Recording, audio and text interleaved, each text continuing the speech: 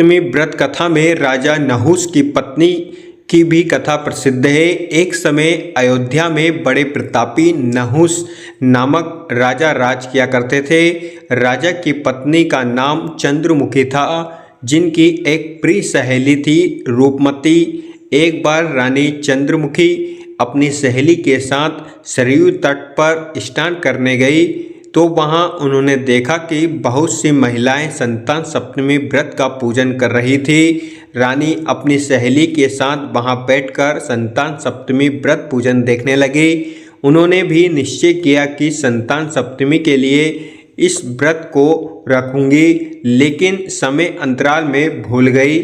समय का चक्र चलता रहा और रानी उनकी सहेली देह त्याग कर परलोक चली गई। फिर इनका पशु समेत अनेक योनियों में जन्म हुआ और फिर उन्होंने अपने कर्म फल से मनुष्य शरीर प्राप्त किया। रानी चंद्रमुखी ईश्वरी नामक राजकन्या हुई और उनकी सहेली रूपमती ब्राह्मण की कन्या हुई। इस जन्म में रूपमती को अपने पूर्व जन्म की सभी बातें याद थी। उसने संतान सप्तमी का व्रत किया, जिससे उसे 8 संतान प्राप्त हुई।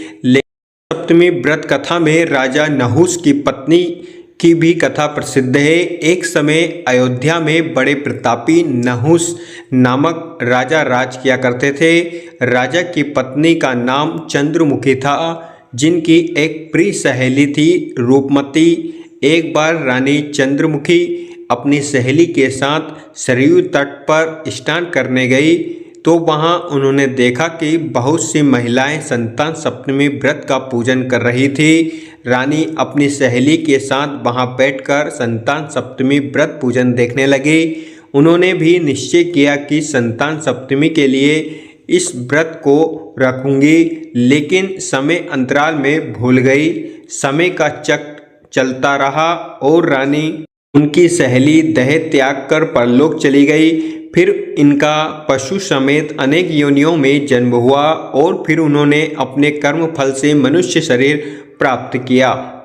रानी चंद्रमुखी ईश्वरी नामक राजकन्या हुई और उनकी सहेली रूपमती ब्राह्मण की कन्या हुई। इस जन्म में रूपमती को अपने पूर्व जन्म की सभी बातें याद थी। उसने संतान सप्तमी का व्रत किया, जिससे उसे 8 संतान प्राप्त हुई।